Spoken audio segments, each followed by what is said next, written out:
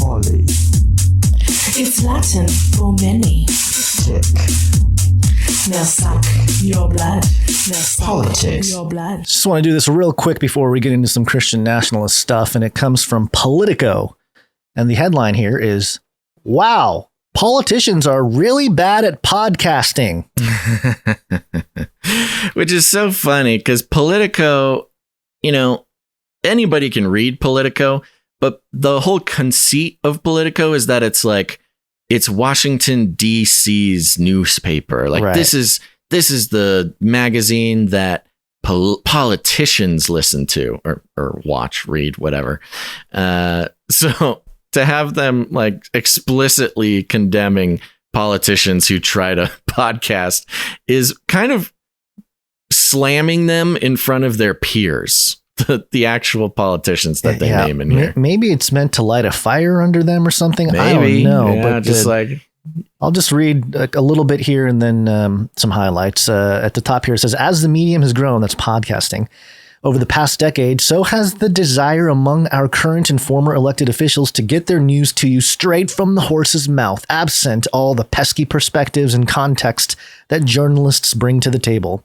Even the normally staid congressional news site Roll Call covered the phenomenon in 2020, saying, sorry, that, quote, Congress wants to get into your ear holes, end quote. Some of them are even quite successful. Quote, Verdict with Ted Cruz co-hosted with the right-wing gadfly Michael Knowles consistently ranks among Apple's top news podcasts, as does the offering from a similarly loquacious former fellow senator, the Al Franken podcast. Jeez Louise. I know. But are they any good? As Politico magazine's de facto podcast critic. Oh, wow. Okay.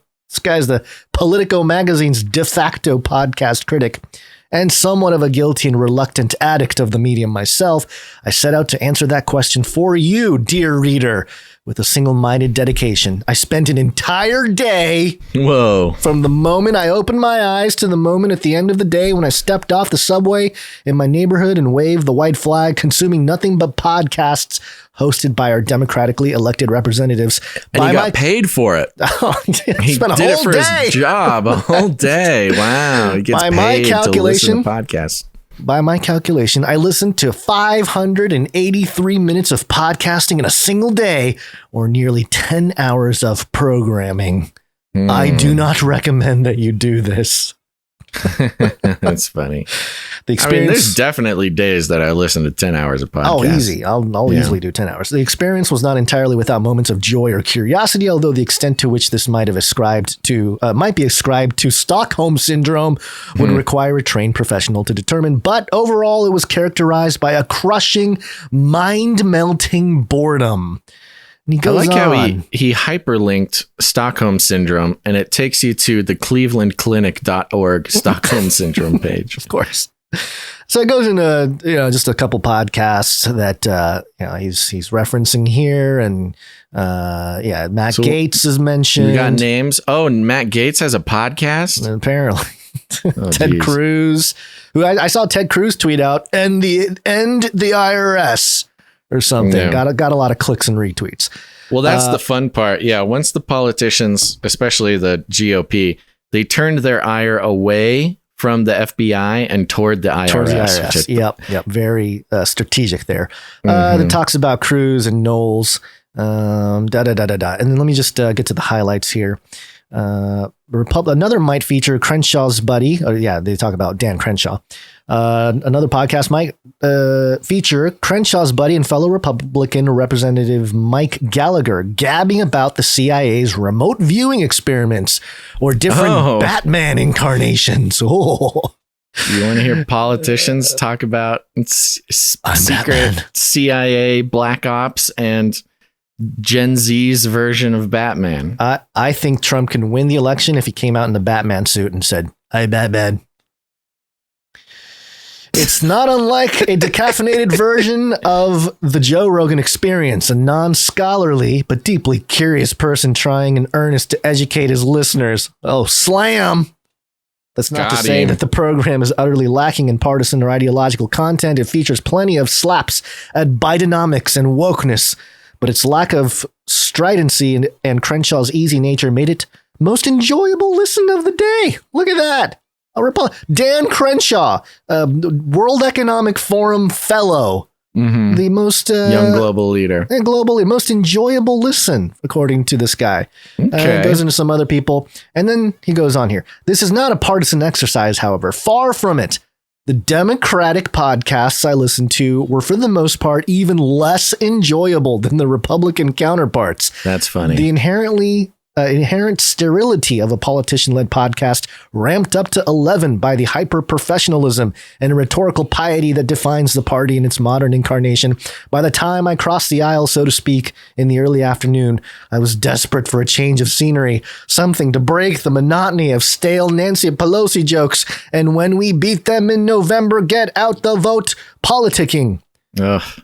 Be careful what you wish for. Horrible. Oh, it sounds awful. I'm sure it is horrible. And yeah, it goes into some, Al Franken podcast, and we're talking about George Floyd. I love it. Naming names. I know, dropping names on them.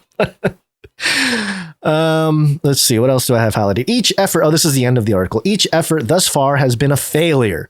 But a joint failure. Politicians are incapable of rising to the level of personability necessary to make a great podcast. Yes, but even the best podcasts don't ultimately deliver what we want from them. Right, this is what we want from our politicians. A sense of connectedness and community, to know fundamentally that we have a friend. Oh, we just want a friend in politics. Yeah.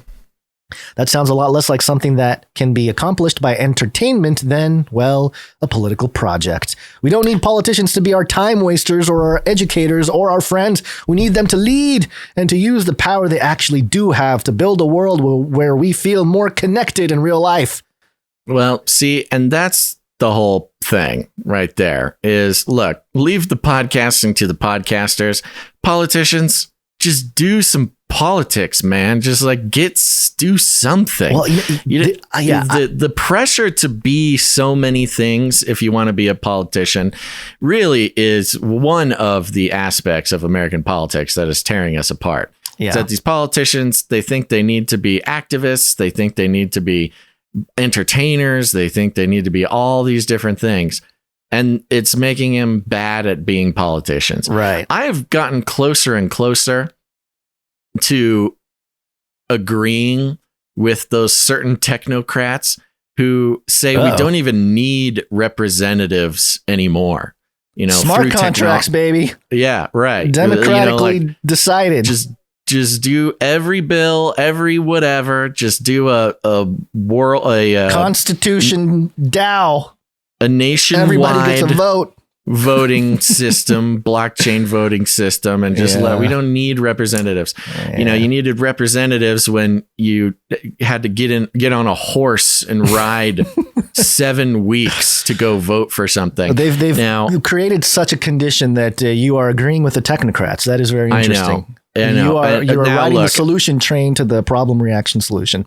I admit that the technology isn't quite there. We can't rely on that kind of voting. I get it, but I'm just tired of these people, man. Yeah, a couple of interesting points. One, Trump has not done a podcast as far as I know, and we know from recently that he tried to get on Joe Rogan, and Joe Rogan said no. So if Trump's going to get on a podcast, it'll be a big deal, right? And he doesn't want to climb. He doesn't want to climb the guest ladder. Right. He wants to just immediately go on the biggest one. Just want the top. Yeah. And the other point here is at the very bottom, it talks about we want to feel connected. We want to feel community. You know who's kind of doing that? You are already sort of a cybernetic symbiote. Neural nets are taking over from regular programming. So you are connected. You're connected. We're already connected. So maybe this is just staging everything for the downfall of your traditional politician and the rise of the techno oligarch to take over everything. So yeah, fun times.